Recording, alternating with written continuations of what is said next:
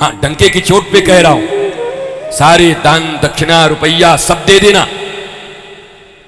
बहुत मंदिर हैं यहां, बहुत जगह लोग सेवा का काम करते हैं, उनको दे दो। हमारा काम चलता है ऐसे ही, हमें बस ये दे दिया करो जब आऊं तो तुम्हारे प्यार में। ठीक ठीक, ध्वनि विस्तारक यंत्र दे दिया करो, नथिंग एल्स। किसी चीज की चाहत नहीं है, ये मिले ताकि तुम्हारे कानों में मीरा की तरह झनकती हुई आवाज पहुंचे, तुम्हारे हृदय को नृत्य करा दे भीतर से। बाकी बहुत जगह है देने लेने के, देते रहिए। और तुमको कुछ कम पड़े तो हमारे पास आ जाइयो। हाँ, सबको तो नहीं दे पाऊंगा, पर 100-200 का तो मदद करते ही रहते, तुम्हारा भी कर देंगे।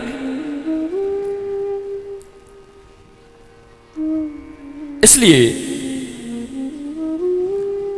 अरे मैया ऐसी बदतमीजी मत करो बाहर खड़े होकर के, कम से कम कथा के सामने। ये बदतमीजी है। नागपुर में आया हूं और आप इतनी भक्त घर की महिला हो, भद्र हो, प्रणाम करता हूं। आप जिस तरीके से कथा के बीच में वहां से हा हा करके हंस रही हो और लोगों को डिस्टर्ब कर रही हो, सैकड़ों लोगों को, यह आपकी भक्ति है? ऐसा तो कोई नहीं करता दुनिया में। आप मां हो मेरी, मैं प्रणाम करता हूं आपको। बहुत देर से देख रहा हूं आप जिस तरीके से कर रहे हो, ये उचित अनुचित है? ये कौन सा तरीका है कथा श्रवण का? भारतीय सनातन संस्कृति में हिंदू धर्म को बचाने के लिए, संस्कृति के लिए हम सब निकले हुए हैं, और आप इस प्रकार से हाहा कर रहे हो। जाओ अफगानिस्तान में करो ऐसे हाहा। कर पाओगी? पाकिस्तान में कर पाओगी? इतना भी ध्यान ज्ञान नहीं। अभी माताओं के ऊपर ही सब कुछ कह रहा हूं कि मां, तुम्हें कैसा बनना है कि ध्रुव आएंगे, कैसा बनना है कि प्रहलाद आएंगे। तुम भी बूढ़े हो जाओगे, तुम्हारे औलाद ऐसे ही तुम्हारे सामने बीमारी में हा करते रहेंगे खड़े होकर के, तो कैसा लगेगा? क्षमा करना, मां हो, बेटे की तरह बोला हूं, क्षमा करना। पर यह मत करो, नहीं तो आने वाली पीढ़ियां तुम्हें देख करके बिगड़ेंगी। कोई भी साधु संत के पास जाकर के उनकी कथा श्रवण करते हुए, यहां पर कोई बाजार नहीं है, मेला नहीं है, ये नॉट अलाउड। और अगली बार से तो शायद ऐसा ही होगा। अगली बार से कथा होगी तो पास के द्वारा ही करवाना, पास देना, अलाउड करना। ये जो फ्री में आकर के जो लोग बाजार की तरह रहते हैं, उनका यहां कोई जरूरत नहीं है। ये देखो, पांडाल में आज 5 दिन हो गए, वो हजारों माताएं जो आकर के शुरू से लास्ट तक बैठी रहती हैं, मैं इनके लिए आया हूं। इनके एहसान है मेरे ऊपर, क्योंकि ये भगवत स्वरूप, मातृ स्वरूपा, लक्ष्मी स्वरूपा, राधा स्वरूपा ऐसे एक तक बैठ के देखती रहती हैं। इनको भी तकलीफ होती है 6-6 घंटे बैठने में, 5-5 घंटे में। मैं सबको पहचान गया उतने दिन में, कितनी माताएं आती, कौन कहाँ बैठती, कौन मैया कहाँ बैठती, भैया कहाँ बैठते। इतना डिस्टर्बेंस होता है, उसके बाद भी ये चुपचाप बैठे रहते हैं। और जाने के बाद बम बम बम बम बम के बाद ही जाते हैं ये। उनको पता है मैं वहां तक चल के आऊंगा तो कितने लोग खड़े रहते हैं कि वहां तक आएंगे तो एक बार हम अभी खड़े रहेंगे, रात्रि 7 बजे तक खड़े रहते हैं। भाई देखो, ये प्रेम है, ये कथा का स्थान है, और इसके लिए हम यहां पर हैं। आप सब हमारी पूजनियां हैं, माँ हैं, बहनें हैं, बेटियां हैं, और सभी श्रेष्ठ हैं। और महाराष्ट्र की भूमि छत्रपति शिवाजी की भूमि है। गणपति बप्पा की यहाँ इतनी पूजा होती है, तुलजा भवानी यहाँ हैं, कौन नहीं है? इस भूमि पर आकर मैं स्वयं गौरवान्वित महसूस करता हूँ अपने आप को। मुझे गौरव मिलता है कि राष्ट्र का एक साधु महाराष्ट्र में आया हुआ है। बताओ, वृंदावन से यहाँ आए। आपके बल पर ही ये कथा चल रही है। आप बैठे हो तभी। कल ही तो कह दिया था, श्रोता न हो तो वक्ता किसको सुनाएगा? बताओ, खूब अच्छा आप बोलते हो, श्रोता ही नहीं है, क्या सुनाओगे, किसको सुनाओगे? तो धन्य है। सेवा कथा रसमहो नितराम पिबत्वम। सबसे बड़ी सेवा क्या है? कहा, कथा पंडाल में आकर उस रस को निरंतर 1 घंटे 2 घंटे 3 घंटे जब तक चलता है, उसका सावधानी पूर्वक हृदय से स्मरण करते हुए, कृष्ण कृष्ण जप करते हुए, व्यासपीठ की तरफ देखते हुए, एक एक रस को पीना ही सबसे बड़ी सेवा है भगवान राम कृष्ण भागवत और रामायण की और शिव महापुराण की। इससे बड़ी सेवा कुछ नहीं है। भागवत जी यही कहते, यही सेवा मैं देख रहा हूं नागपुर में, यही सेवा मैं श्यामनगर में देख रहा हूं। मैं बहुत जगह आना जाना हुआ है, आते ही जाते हैं। हम वस्तुतः वैसे कथाकार हैं नहीं, आपको पता ही है। मैं सनातन के लिए, राष्ट्र के लिए, धर्म के लिए, anxiety free life, tension free life and how to live a blissful life, कैसे आनंदित जीवन जिएं, इसके लिए सेमिनार्स करता हूं। टीवी चैनलों पर आप हमेशा ही मुझे देखते होंगे, ऑलवेज। भारत के किसी भी टीवी चैनल पर आप हमेशा देख सकते हैं। न्यूज़ के जितने भी चैनल हैं, तो मैं वो बोलता हूं, कथा कम करता हूं। 4-5 साल पहले एक कथा करी थी छत्तीसगढ़ में, फिर 4 साल के बाद एक इच्छा हुई तो एक वृंदावन में किया। मौज आती है तब करता हूं। हमारा व्यवसाय नहीं है कथा करना, हमारा मौज आ गया। हमें महाराष्ट्र की इतने प्यारे भैया और माताएं मिल गए तो हम कथा करने को राजी हो गए कि हम करेंगे, कर लेंगे। कोई व्यापार नहीं है, इसलिए उतना हिसाब किताब भी नहीं रखते कि इसमें कितना आया, इसमें कितना गया।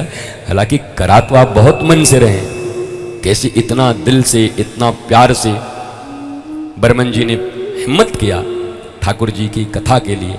देखो, जब ठाकुर जी के लिए कोई खड़ा हो जाता है तो ठाकुर जी भी राधा रानी के साथ उसके पीछे खड़े हो जाते हैं। तो मेरे लिए खड़ा हुआ है, मैं तेरे लिए खड़ा हो जाता, वो सब पूर्ण कर देते।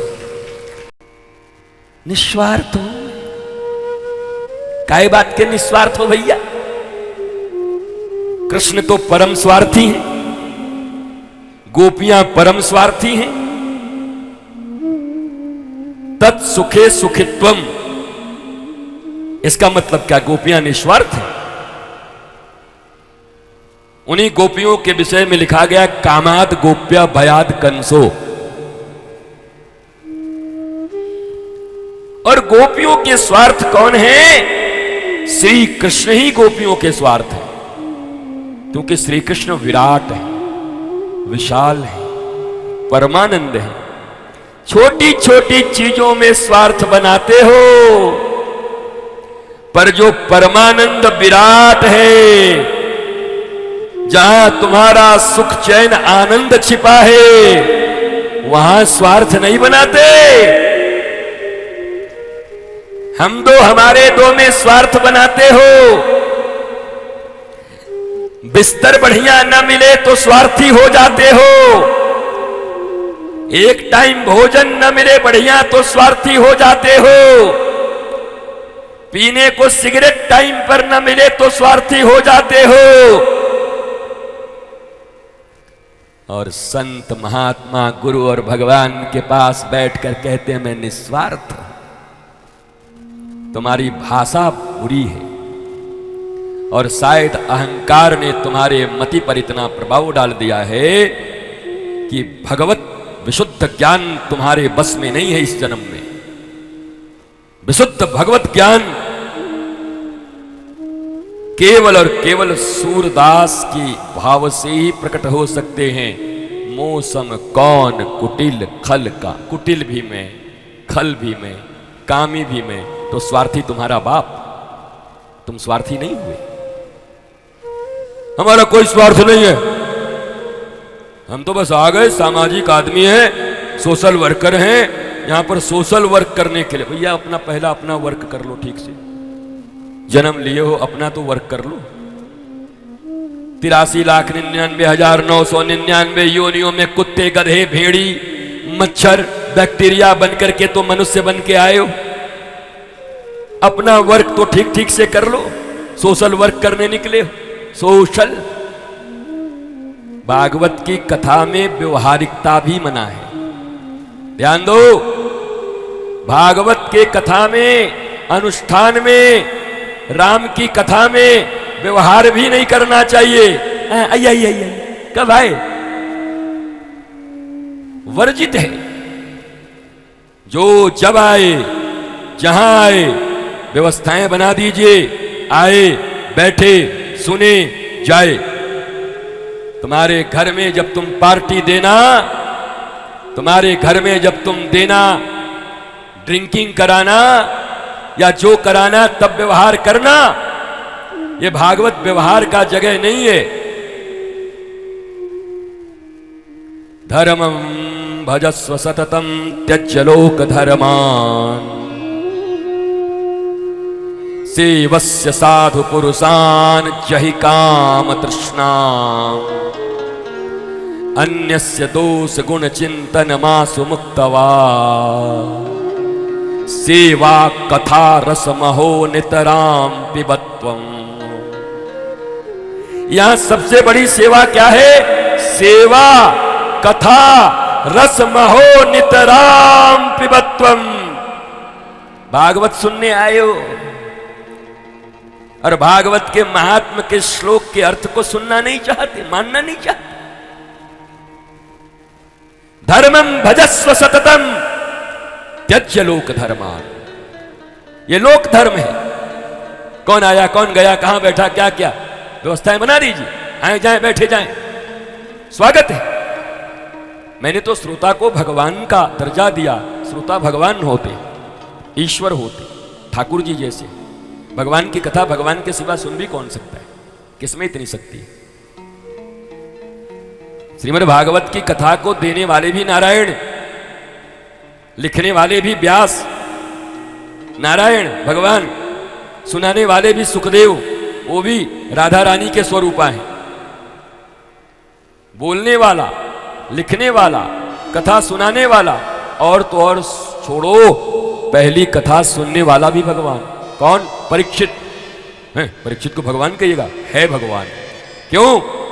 अश्वत्थामा ने जब ब्रह्मास्त्र चलाया, उत्तरा के गर्भ में आकर के ब्रह्मास्त्र ने परीक्षित को मार दिया था। ध्यान से सुनो कथा। ब्रह्मास्त्र अमोघ है। अश्वत्थामा ने मारा द्रौपदी के बहू को, उत्तरा को। अभिमन्यु की पत्नी को, गर्भ में था परीक्षित, ब्रह्मास्त्र से मर गया। ब्रह्मास्त्र भी अमोघ है और श्री कृष्ण भी अमोघ हैं। तो श्री कृष्ण उत्तरा के गर्भ में प्रविष्ट होकर के ब्रह्मास्त्र को कहा, पहले तू अपना काम कर दे, फिर मैं जनार्दन श्री कृष्ण अपना काम करता हूं, नया परीक्षित पैदा कर देता हूं। तो भगवान ही परीक्षित के रूप में उत्तरा के गर्भ में प्रविष्ट हो गए। अब बताओ, भागवत कहने वाला, बताने वाला भी भगवान, भागवत लिखने वाला भी भगवान, भागवत कहने सुनाने वाला भी सुखदेव जी भी राधा रानी स्वरूपा, और भागवत के श्रोता जिनको 7 दिन में मरने का बहाना बताया गया है, वो परीक्षित भी साक्षात श्री कृष्ण ही हैं, जो उत्तरा के गर्भ में प्रविष्ट कर गए थे। भागवत की कथा भगवान के सिवा सुना भी कौन सकता है और सुन भी कौन सकता है?